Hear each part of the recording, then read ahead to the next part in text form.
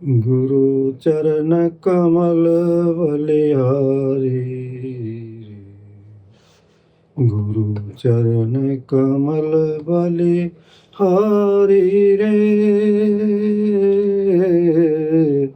मेरे मन की दुविधा टारी रे। भवसागर में नीर अपारा भटक रहे हैं ना मिले किनारा।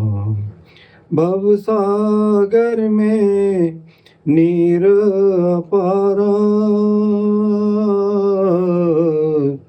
भटक रहे हैं ना मिले किनारा। पल में लिया उबारी रे। पल में लिया उबारी रे। काम क्रोध मद लोभ लुटेरे जन्म जन्म के बैरी रे।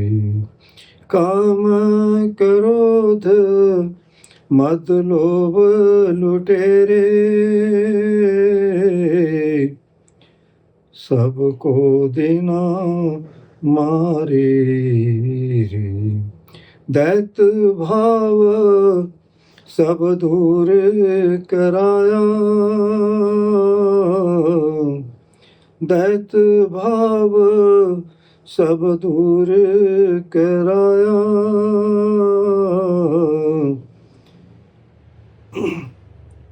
मेरे मन की दुविधा टारी रे। गुरु चरण कमल बलिहारी रे।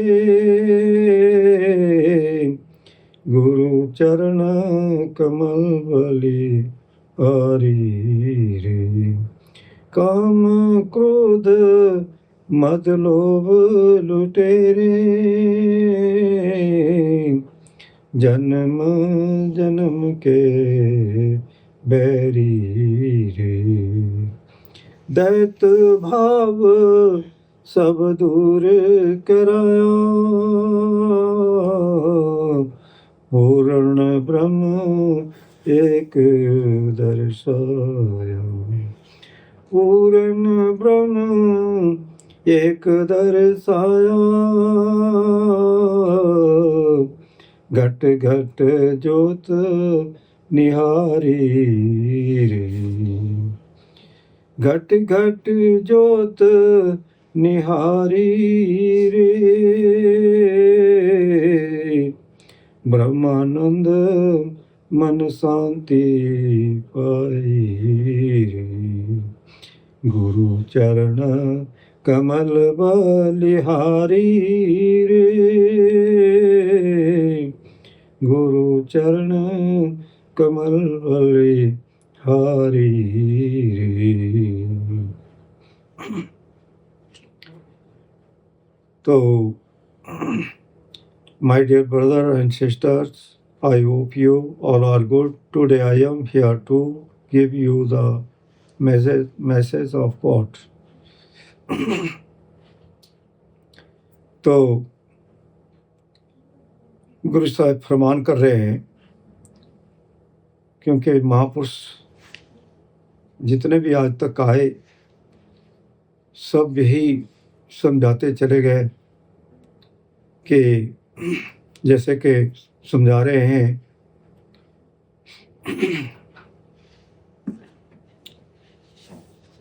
जैसे कि उन्होंने हमें बड़े सुंदर ढंग से सारे संसार को उपदेश दिया कि आप जो माया के संसार में आए हुए हैं और इसमें आकर के जो आपने काम करना है उस तरफ तो किसी का भी ध्यान नहीं है। महापुरुष तो हमें चिताते हैं और बताते भी हैं कि अगर वो नाम नहीं मिला और उस नाम को नहीं जपा तो हाँ, हमारा जो ये इतना बड़ा अनमोल जीवन मिला है, इसका मिलने का लाभ क्या हुआ? तो इसका मिलने का लाभ तो यही है कि अगर उस परमात्मा के भजन का अगर थोड़ा-सा समय भी भजन के लिए निकाल लिया और वो उसको याद कर लिया, तो वही हमारे जीवन को सार्थक बना सकता है। बाकी तो हमारे समय की घड़ियाँ ऐसे ही व्यतीत हो रही है। पूरा दिन में कितने हमारे श्वास चले जाते हैं और उन श्वासों को अगर हम उनका हिसाब लगाएँ, तो वो श्वास ऐसे ही अकार्थ में जा रहे हैं। तो ये श्वास हमारे जितने भी दिन और रात में चले जाते हैं, वो फिर दोबारा नहीं आते। तो श्वास श्वास हर नाम जप बिरथा श्वास मत खो, ना जाने ये श्वास फिर हो ना हो। तो ये श्वास फिर नहीं मिलेंगे। तो इनका अगर ठीक तरह से अगर इनका प्रयोग किया गया और इनको ठीक तरह से इनका खर्च किया गया, तो फिर हमारा जीवन जो है ये महान हो सकता है और सदा के लिए सुख और शांति प्राप्त हो सकती है। तो ये अनमोल जीवन है, ये बड़े भागों से मिला है। तो तभी महापुरुष जो है हमें समझा रहे हैं, बड़े मार्मिक ढंग से कहते हैं कि अनमोल जीवन नहीं मिला है, अनमोल जीवन नहीं मिला है अज्ञानता की निंद्रा में सोने के लिए। ये अनमोल जीवन है, ये अज्ञानता में पड़े रहेंगे, ऐसे ही अगर सोए रहेंगे तो कोई लाभ नहीं है। तो हमारा जितना भी आज तक कोई 2 साल का हो गया, कोई 10 साल के हो गए, 50 साल का हो गया, कोई 60 साल का हो गया, लेकिन आज तक नाम नहीं मिला, आज तक गुरु से मिलाप नहीं हुआ, गुरु नहीं मिला और उस नाम को नहीं भजा, उस नाम को नहीं ध्याया, तो हमारी जीवन का इतना बड़ा अनमोल जीवन अकार्थ में ही खो दिया। मोह माया के जाल में बंधे रहे। लेकिन इससे हमारा छुटकारा तभी हो सकता है जब हमें कोई संत सद्गुरु मिल जाते हैं। तो ऐसा अनमोल जीवन जो मिला है, इसका हमें पूर्ण रूप से परिपूर्ण जो है लाभ उठाना चाहिए। तो तभी कहते हैं ना कि अनमोल जीवन नहीं मिला है अज्ञानता की निंद्रा में सोने के लिए, ना ही तो ये जीवन मिला है अनमोल श्वास खोने के लिए, ना ही तो ये जीवन मिला है संसार की कामनाओं का बोझा ढोने के लिए।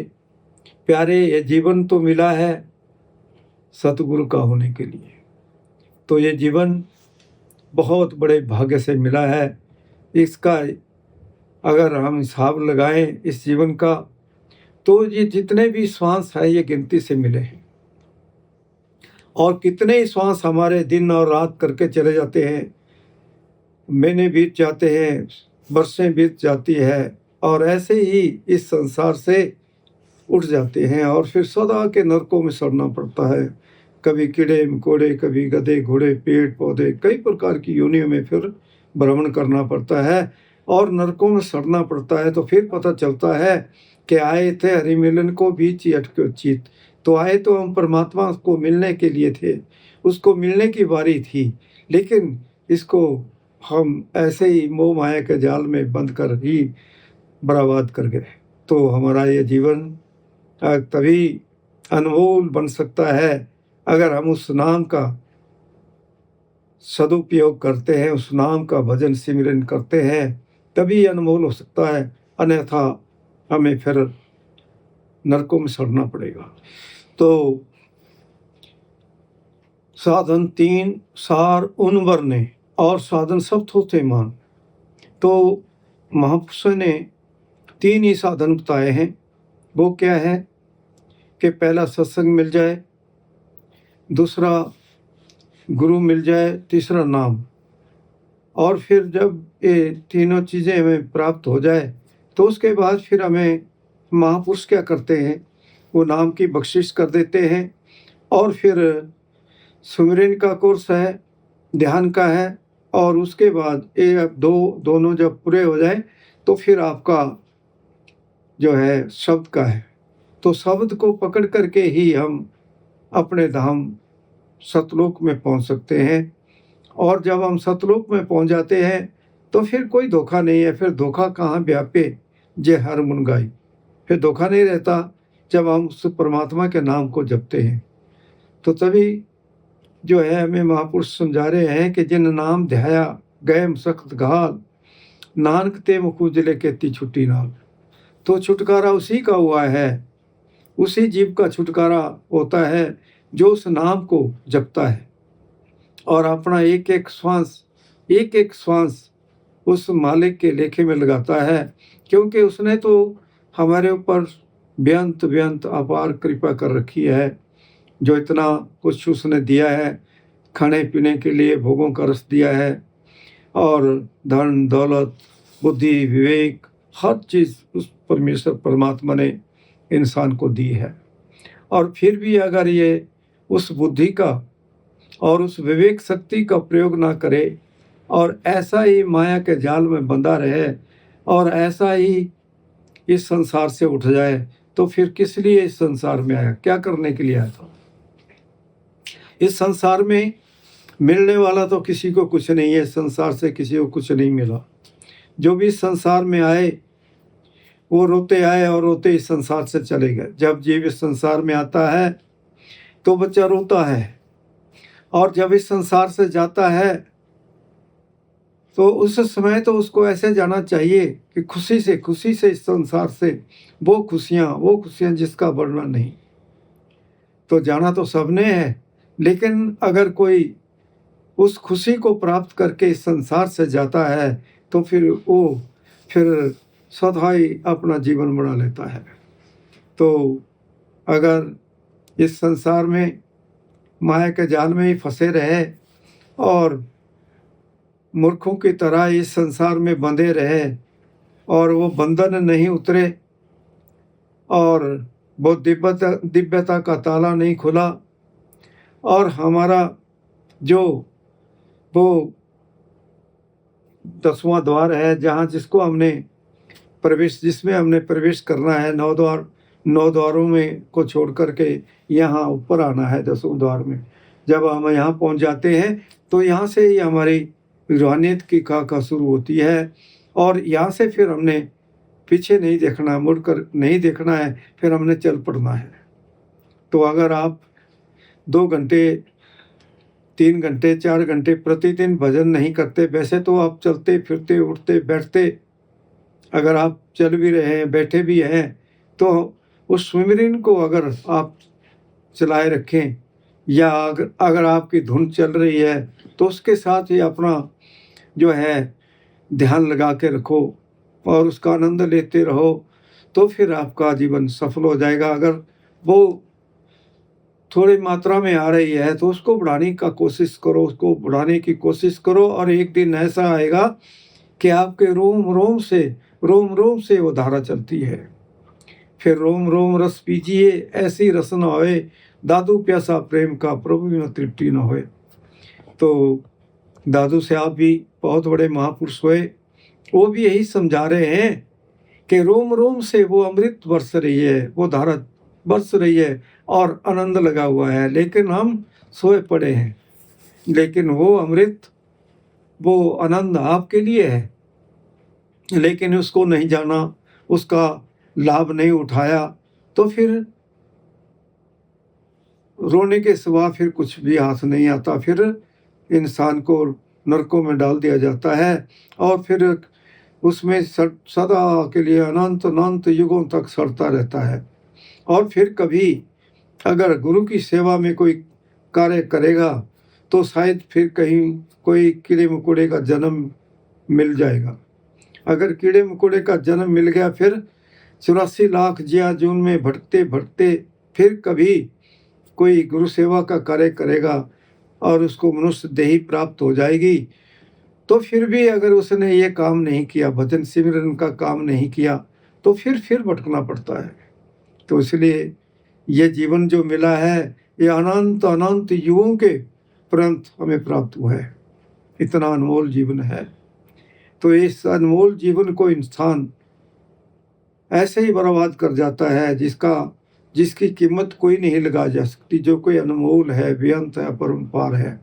इसमें इतनी बड़ी बख्शिशें रखी हुई है, परमेश्वर परमात्मा ने अपनी सारी बख्शिशें इसके अंदर रखी हुई है, लेकिन उन बख्शिशों को हम प्राप्त नहीं करते। तो तभी कहा कि साधन तीन सार उन भरने और साधन सब होते मान।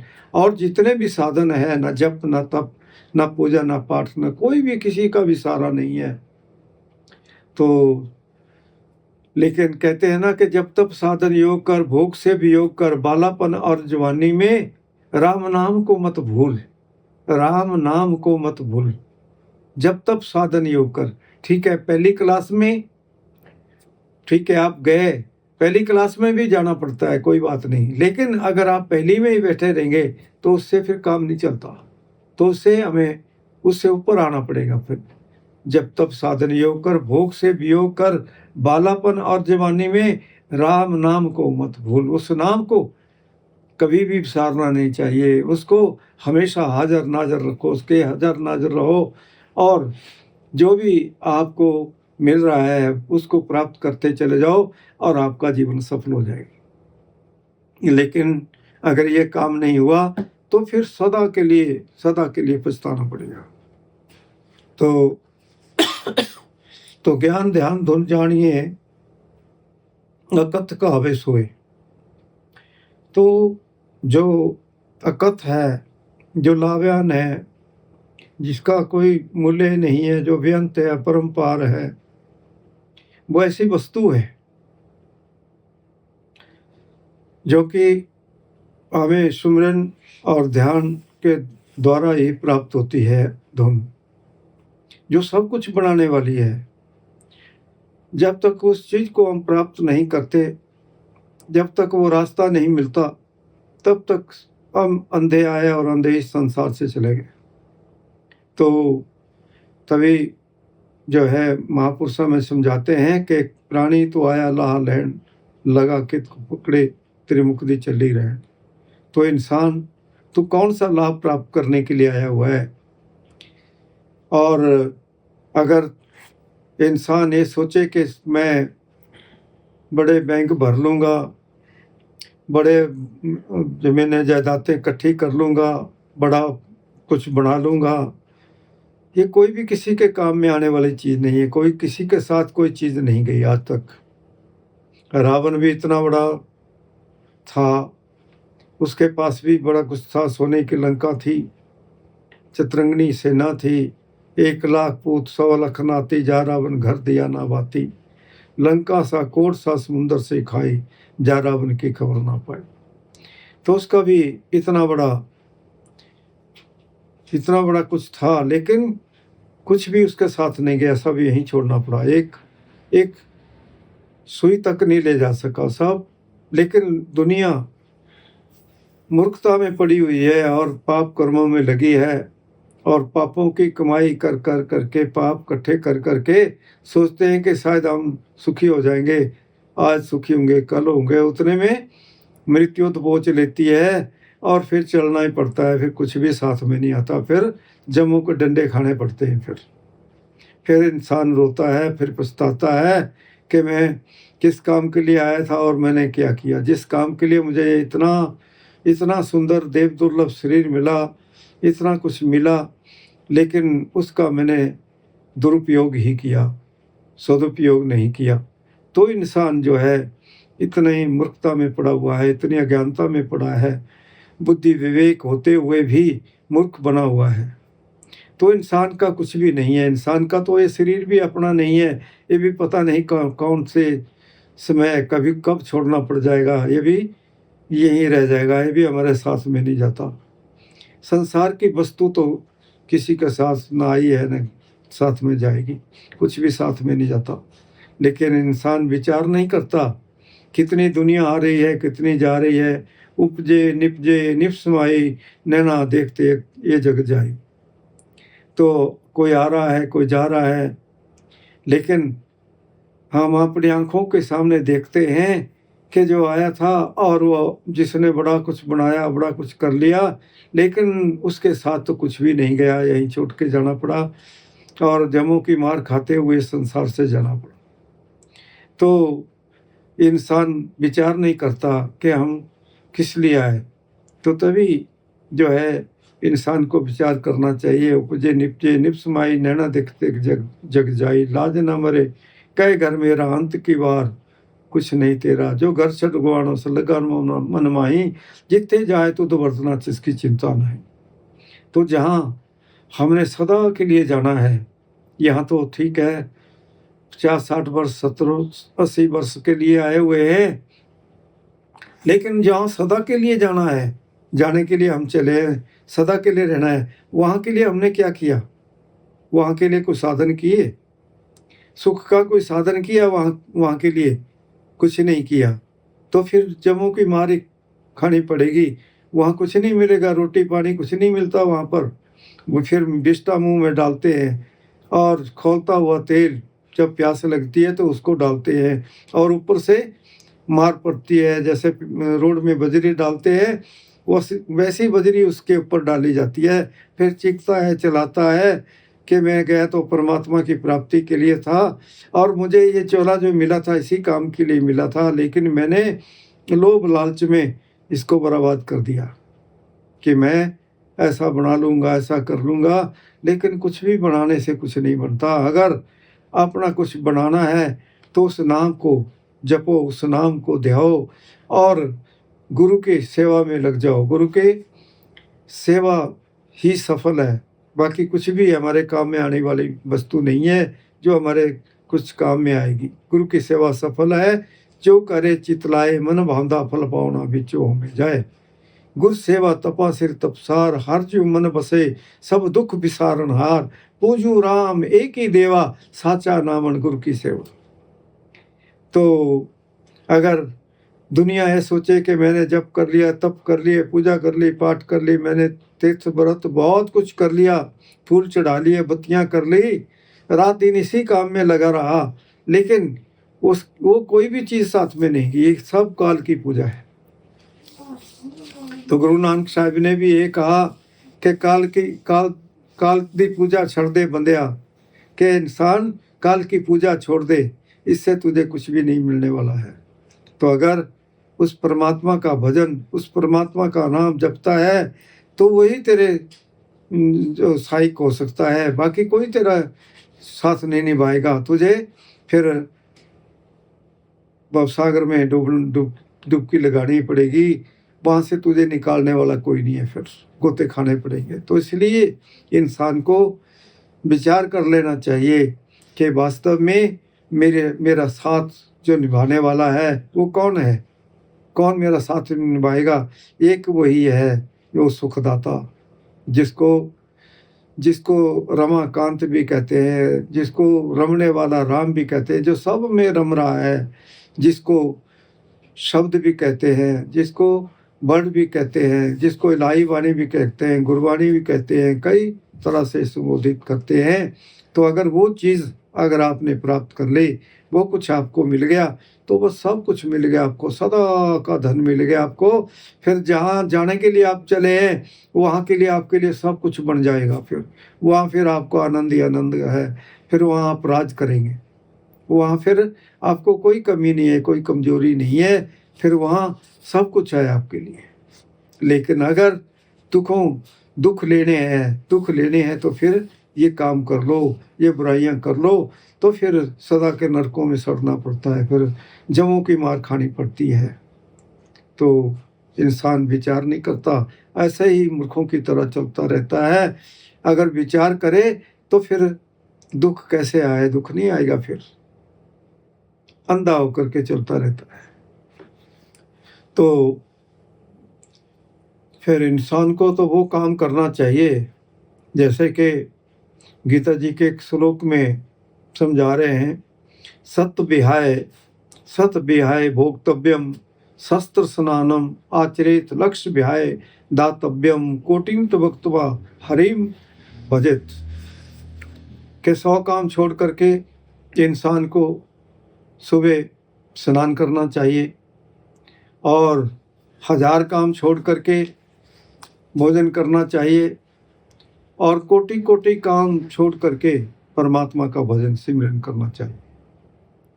और वही पूंजी हमारे अपने काम में आती है, बाकी कुछ भी काम में नहीं आता, वही हमारा अपना है, वही चीज़ हमारे काम में आती है, बाकी कुछ भी हमारे काम में आने वाली वस्तु नहीं है, सब यहीं छोड़नी पड़ती है। तो पूंजी पाई नाम की दूजी रही नास, सतलोक वासा किया कटी काल की फांस। तो अगर नाम रूपी पूंजी अगर प्राप्त हो जाए तो फिर जो काल ने फांसी हमारे गले में डाली हुई है वो उतर जाती है, फिर आनंददायक जीवन हो जाता है, सुखदायक जीवन हो जाता है। तो उस नाम को जपना चाहिए, उस नाम को देना चाहिए, तभी हम अपने जीवन को सार्थक बना सकते हैं, सफल बना सकते हैं। अन्यथा हम ऐसे ही इस संसार में भटकते हुए आते हैं और भटकते भटकते संसार से फिर उठ जाते हैं और फिर काल का ग्रास हो जाते हैं और सदा के लिए नरकों में सड़ना पड़ता है, फिर सदा के नरक है फिर। तो इसलिए हमें जो है परमात्मा का भजन सुमिरन करना चाहिए, जो हमारे वेद, हमारे पुराण, हमारे शास्त्र और महापुरुष हमें समझा रहे हैं कि नयनती रिक्ता सीधा करो वेदोक्त कर्म नाम हरि स्मरण में मात्र संपूर्ण फलदायकम। के कलयुग के अंदर सीधा करो, कलयुग के अंदर केवल मात्र एक नाम है, सीधा करो वेदोक्त कर्म नाम हरि स्मरण में मात्र। उस नाम का भजन, उस नाम का सुमिरन ही हमारे काम में आने वाली वस्तु है, बाकी सब कुछ यहीं छूट जाएगा, वो हमारे काम में नहीं आता। एक नाम है जो हमारा जीवन बना सकता है, जो हमें भवसागर से पार लगा सकता है, बाकी और कुछ भी नहीं है जो हम उस चीज में लगे हुए हैं। नयनती रिक्ता सीधा करो वेदोक्त कर्म नाम हरि स्मरण व्यवातर संपूर्ण फलदायकम। तो एक वो परमात्मा का नाम है, उसको भजो, उसको ध्याओ, उसको भजने से ही जीवन सफल हो सकता है। वही पूंजी हमारे साथ में जाती है, बाकी सब को छोड़ना पड़ता है। तो हमें उस नाम रूपी पूंजी को प्राप्त करके उसका भजन, उसका सिमरन करना चाहिए। पूंजी पाई नाम की दूजी रही नास, सतलोक वासा किया कटी काल की फांस। तो वो नाम रूपी पूंजी जब मिल जाती है तो फिर उसका प्रयोग करो। उसका प्रयोग कैसे करना है? प्रतिदिन जो है, अगर आप 6 घंटे नहीं कर सकते, वैसे तो हम जितना कुछ भी खाते हैं, पीते हैं, कोई भी चीज़ है, पानी है, फल है, भोजन है, कोई भी चीज़ है, ये सब जीव है, जीव को खाया जा रहा है। लेकिन इसके पाप कर्मों से हम कैसे पूर्ण हो सकते हैं? केवल मात्र नाम के भजन सिमरन से, नाम के द्वारा ही हम जो है इसके जो पाप कर्म हमें लगते हैं वो सब की सफाई हो जाती है। नाम ऐसी वस्तु है। तो नाम अमोलक रत्न है, पूरे सतगुरु पास, सतगुरु से मिल गया थे कटरतन प्रकाश। तो नाम वो अमोलक वस्तु है जो हमारी सफाई कर देती है, और वो नाम किसी भाग्यशाली को ही प्राप्त होता है, जिसके भाग्य में लिखा होता है उसी को ही मिलता है। आज इतनी बड़ी दुनिया है, दुनिया में कितने रोग लगे हैं, दुख लगे हैं, क्लेश लगे हैं। दुख क्लेश क्यों है इंसान को? तो तभी कहा है ना कि परमेश्वर ते भूलिया व्यापन सभ्य रोग, बेमुख होए राम ते लगन जन वियोग। तो हमने जन्मांतरों से कितने जन्म आज तक हो गए, कभी पेड़ पौधे कई प्रकार की योनियों में भ्रमण करते रहे, लेकिन हमें उस नाम का पता नहीं चला और ऐसे ही भटकते रहे, और भटकते ही संसार से हम चले गए, और सदा के नरक भोगने के बाद फिर अनंत युगों के बाद फिर अगर कभी मनुष्य चोले की बारी आई तो फिर वही हमारा कार्यक्रम चलता रहता है, वही चलता रहता है, और फिर इस दुनिया से फिर उठ जाते हैं। तो इसलिए अगर अपना जीवन सफल बनाना है तो उस नाम को प्राप्त करके उसका भजन सुमिरन करो, रात दिन धुन ध्यान का अभ्यास करो, बैठे रहो बैठे रहो। ठीक है, अपने कारोबार भी आप चलाओ, उसके लिए कोई आपको नहीं रोकता है, लेकिन नाम का भजन चलते फिरते उठते बैठते भी आप कर सकते हैं और पाप कर्मों से बच सकते हैं। जो आज तक जितने जन्म हो चुके हैं, किसी में हमने कोई अच्छा काम नहीं किया, तो उसमें पाप कर्म किए हैं, तो वो पहाड़ जैसे कर्म है और वो बढ़ते ही जा रहे हैं, बढ़ते ही जा रहे हैं, बढ़ते जा रहे हैं, और दुख और दुख और दुख प्राप्त हो रहे हैं। तो दुनिया आज तड़प रही है कि मुझे ऐसा रोग लग गया, मुझे ऐसा हो गया, मुझे ऐसा हो गया, लेकिन ये सब पाप कर्मों का फल है। ये भोगना ही पड़ता है, इसको भोगना ही पड़ेगा। लेकिन अगर इससे बचना है तो फिर उस नाम को जपो, उस नाम को ध्याओ और फिर जीवन सफल हो जाएगा। पूंजी पाई नाम की, दूजी रही नास, सतलोक बासा किया, कटे काल की फांस। तो अगर उस नाम रूपी पूंजी को प्राप्त करके अगर उसका भजन सिमरन कर लेंगे तो फिर काल की फांसी फिर उतर जाती है और आनंददायक जीवन हो जाता है। तो क्या ऐसा जीवन नहीं चाहिए? ऐसा सुख नहीं चाहिए इंसान को? सदा के लिए नरक ही नरक भोगने हैं, नरकों में ही सड़ना है। तो एक ठेका ले रखा है तो ठीक है, फिर करते रहो, पाप कर्म करते रहो और फिर नरकों में सड़ते रहो। बस ये कार्यक्रम चलता रहेगा। तो इसलिए इससे बचना है तो फिर अच्छे कर्म करो। अच्छा कर्म क्या है? उस नाम का भजन, उस नाम का सिमरन। तो वो नाम तो एक ऐसा है जिसका एक महान पापी भी अगर एक बार भी सुमिरन कर लेता है तो वो भी पाप सागर से पार हो जाता है। तो तभी हमारे इस श्लोक में समझा रहे हैं कि सकृत उचिरितम ए नीति हरि अक्षर द्वयम बधः परिकर्षेण मोक्षाय गमनम प्रति। जो उस दो अक्षरों वाले नाम का सुमिरन करता है, भजन करता है, बड़े प्यार के साथ, बड़ी प्रीति के साथ करता है, वो भवसागर से पार हो जाता है। सकृत उचिरितम ए नीति हरि अक्षर द्वयम बधः परिकर्षेण मोक्षाय गमनम प्रति। तो वो उस मोक्ष प्राप्त करने की फेंट को कस लेता है और फिर वो मुक्ति प्राप्त कर लेता है, सदा के लिए जो है उस मुक्ति को प्राप्त कर लेता है। तो मुक्ति हमें तभी मिलती है जब तक हमें ऐसे संत सदगुरु नहीं मिलते। जो आप मुक्त करे संसार, सदा तिस जन को नमस्कार। तो ऐसे महापुरुषों का मिलना इस संसार में बड़ा दुर्लभ है, बहुत दुर्लभ है, बहुत धोखा है। तो काल का इतना बड़ा धोखा है, उसने सारे संसार को आफत में डाला हुआ है। किसी को हाथों से, किसी को पांव से बहा देता है, किसी पर दया नहीं करता, सबको चट कर जाता है। तो जगत बिना काल का कुछ मुट्ठी कुछ गोद।